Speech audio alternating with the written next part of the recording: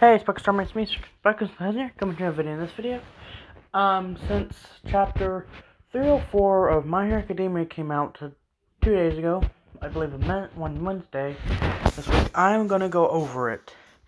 I took screenshots of it and edited it out. I'm gonna be reading it and then explaining it per screenshot, what I think is going on, and basically just explain it better so y'all can understand what is going on in the manga right now.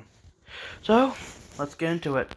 Okay, first off, we start with, I have the screenshots around here. Okay, All Might says, I can feel it, one for all inside of him. However, I can barely sense anything. And then Deku is just wondering and stuff like, what happened to my body? I hope they're all okay. Manuel, Aizawa Sensei, Rocklock, Gran Torino, Kachan, Ryuku, Ida-kun, Endeavor, Hado Senpai, Todoroki-kun. He's just Togata Senpai. He's thinking all these people. So, as y'all can tell in like multiple theories, he's going into a coma, which is more or less just passed out from overworking himself. The next one is a really interesting one. This is where he gets to talk with the the users before him besides All Might. And when we can look in these corners right here, if you look in the back, you can see two people. One that looks like he has gauntlets on his arms, and looks like looks like Kachan, look like an old version, which I make sense. But the other one, people theorize this is Kirishima. It doesn't look anything like him. And then we go over to this other side. It says, sorry to put this on you while times are still tough. And then it shows the two people who are not showing their faces. Then it's the fourth user saying, this fate. Then the fifth user saying, well, it's more OVA timing, really? Saying really? Bajro Senpai. He's basically saying, Bajro, I talked to you last time, right? And then we get Nashimura's like nothing from her. Then we get this last guy, looking at him looks like All Might. Just the outline of him. His eyes, his face, but this guy is actually one of the previous users. In this order, we get the fourth user, the seventh user, the first user, I forget what his number was, and the one beside him. Then we get the fifth user. Okay, so that's all for that one. So what I got from it this was that they need to talk to Deku, and it's very important. I've already read over this, but trust me, it's still shocking me what's going on in this chapter. Let's continue, shall we? The next manga panel starts off with Deku thinking, one for all successors, and a vision again? First user, but it looks like we have a bit of time here. Previously, we were only able to interact with you when you were severely mentally shaken. In the last 4 months, my power, one for all, has been growing exponentially. And with that increase in capabilities, profiles and previous holders of one for all were copied and pasted, and over time we were able to communicate with one another as well. Now that right there is really interesting. Now the reason why this is so interesting is because it just shows you that it is important that what All Might said was true, that the little part of one for all he gave Deku in the beginning of the anime is actually growing bigger and bigger and bigger and bigger. So, from what I can tell so far, things are going to be a little surprising. Now to the next screenshot. It says,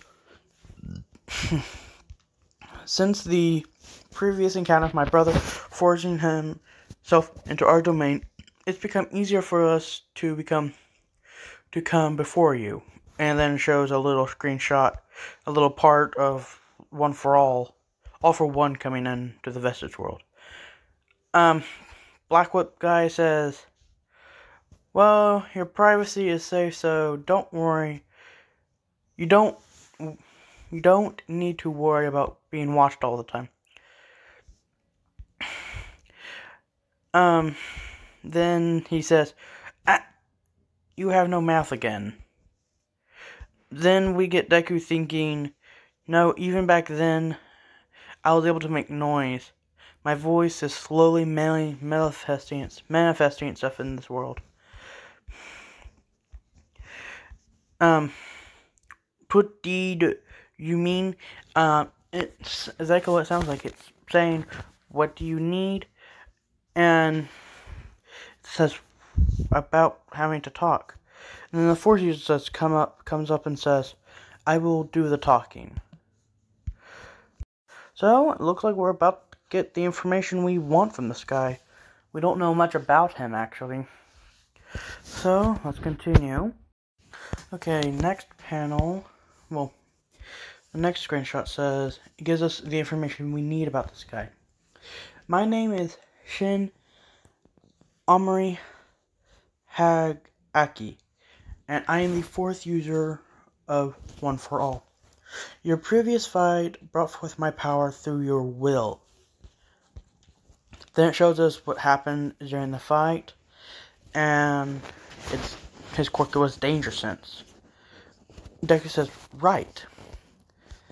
The guy says, you scared me there. Deku says, like his usual self, sorry.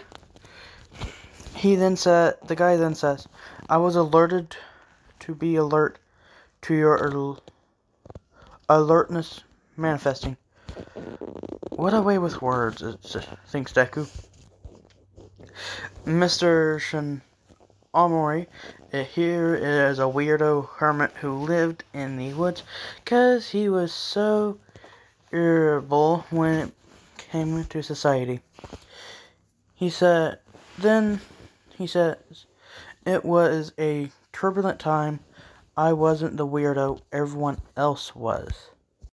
Now, that was interesting. We got his name, something I forget. My memory's bad. But we know his quirk, Danger Sense. We know what he's like. From what I can tell by his personality, he's kind of a nice guy. While the fourth user, no, scratch that, I think the fifth user, actually. Well, Mr. Blackwhip guy, he's more of a loud, obnoxious guy. While the fourth user is really calm and collected. Now, what does he mean by everyone else was weird? For me, I think it means that he was so out of touch with modern society, he didn't really know how to act around people during this time. So, that's what I got from it. Okay, now let's go over to the next screenshot. This one's shorter. It says, are you aware of my age and cause of death? You were 40. Cause of death was... Then it shows us Deku thinking, All Might's file didn't list a cause of death. It looked like he scratched it out while writing it. He then says, it was old age. So, okay. Now, old age. This guy looks really young. He must have died young. I don't understand what it means by old. I really didn't understand what it meant by old age until I read further. So, let's go do that now. Okay, the next one says, right. It's with Yagi, who's still alive today that we earned this information. As a model of his subconscious relays the information he leads back to us. Then below that, it shows us that a picture of that fiery like consciousness we saw earlier. We haven't brought it up with you just yet because we weren't so sure, but after listening to my brother, I believe the confirmation is clear. The idea that a portion of a quirk user's consciousness permeates within the new user makes us wonder how and why elements of Yagi's being are here despite him being quirkless. We thought that a successor's consciousness manifested itself in this realm was tied to their quirk, but Yagi being quirkless is different to all of us, so he's a unique sample we'll have to observe. Now, by observe, I mean like, from what I can tell, they just mean like look at and see what's going on. But this is really important on the account that them thinking it was tied to their quirks, when in reality it's not. It's, for me, and I'm pretty sure this is what Kirihiro Toshi is trying to convey to us, is that it's not tied to their quirk, but instead, any user anyone who uses One for All and keeps it long enough for the transfer to be complete means their consciousness will be a part of their consciousness and personality and all that will be transferred into One for All after they completely die, like the dust. They're gone off of Earth. Meaning that, so from what we can tell, that fiery person was actually, that fiery person we saw earlier in this chapter is actually a consciousness of Yagi Toshinori Yagi. Yagi Toshinori, I don't really know, but All Might. That is All Might we're seeing. So, let's get to the next part of this chapter, shall we? Okay, this next one says, it seems as though Yagi alone was able to summon our consciousnesses without knowing about himself. For 40 years, Yagi has had One for All.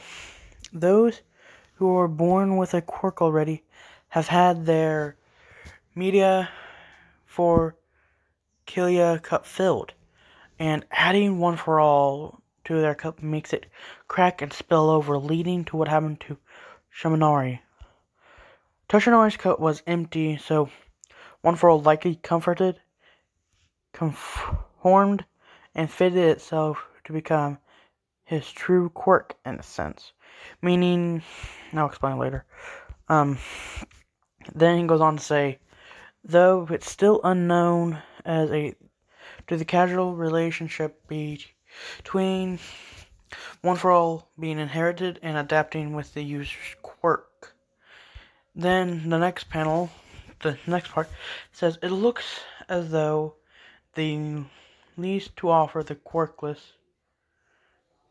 He's saying it looks as though the least to offer, he's talking about the quirkless, have the most potential when inheriting this power.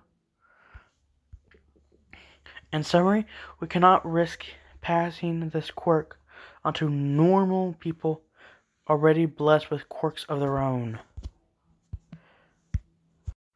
Okay, that's a shocker.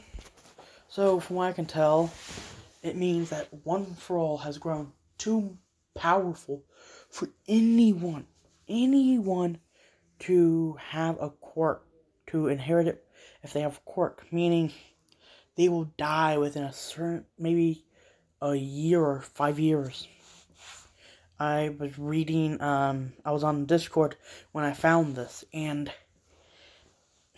when it read that,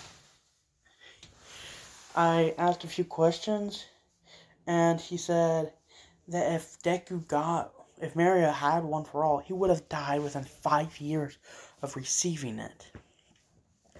That was a real big shocker.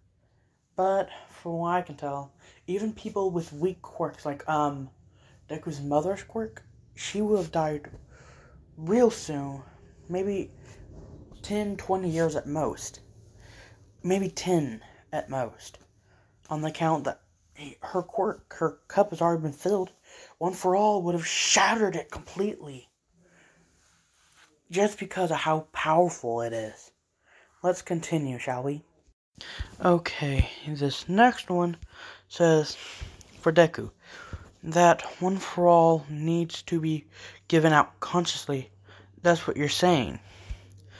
Then the first user says, with each generation, quirkless people have become more and more infrequent, which means potential applications are limited. Applicants. Then it shows us All Might in his weak form in front of Deku, from behind All Might, few minutes before he says, "My power is yours to inherit." Then the first user goes on to say, "This is something neither you, Yagi, or any of us could have predicted. The fact that One for All was passed on to you was nothing short of a miracle. If only we were able to communicate with our predecessors faster." Now, from what I understand on this part, One for All needs to be going cautiously, because people with even weak quirks could, like I said already, could die super fast. And it is true. Only 20% of the world at this moment, which I believe is closer to like 10 to 5% of the world, because of how infrequent they are becoming, quirk people are becoming more and more infrequent. And that means, like supply and demand, with a high demand, with it's gonna run out a lot sooner. But if it has low amount of people, the demand for quirkless people for this quirk are going to grow exponentially. And so, when he's saying this bottom part that it's nothing short of a miracle that Deku got it, is because that if anyone else were to get it, they would have died well before Deku, well before mastering this quirk. So what that means, they were lucky Deku got it, or One for All would really be no more. So let's get on with the chapter, shall we? Okay, let's get on with these last two panels. These last two say that perhaps it's continuing after if we were able to contact our successors faster. He says, perhaps we could have prevented the tragic deaths of so many people. In other words, kiddo, says Mr. Blackwhip, and I really like this panel part here. You may be the last successor of One for All. Deku then says, "Me, the last?" Then, this is what really shocked me. They say, anyways, that was the main topic. I believe it's Nashimura saying this. She turns to Izuku and says, "Are you able to kill Shigaraki Tomura for me?" And when I read that, I was like, hold up. First of all, Deku might be the last this last One for All user? Well, then again, it makes sense after everything they've laid down. One for All being too powerful for anyone with the quirk to inherit, them dying off at young ages, like 40. Then what really got me was Nashimura saying, "Izuku, could you kill Tomura Shigaraki for me. I was like, what? She's asking Izuku to kill her own grandson? Well, looks like we're going to find out what happens in the next chapter. I might not go over it again, depending on how well this video does. Well, let's continue with this, with my explanations, what I think is going on. So, in short, Izuku in the Vegeta's world, it shows us that through Yagi, we've learned that Izuku, that quirkless people are the best suited for using One for All on the account that their metaphorical cups have not been filled. So, with them getting a quirk, it can fill their cup and comfortably fit it, and not explode or shatter or even just crack someone else's metaphorical cup. So, then he goes on to say, only if they were able to contact their successors faster, they could have prevented so many deaths. That means more quirkless people would be alive, meaning that more options, not just having to give it out to some person that's quirkless. Now, from what I could tell, things might be looking pretty bad. Okay, that's all I can really think of at the moment.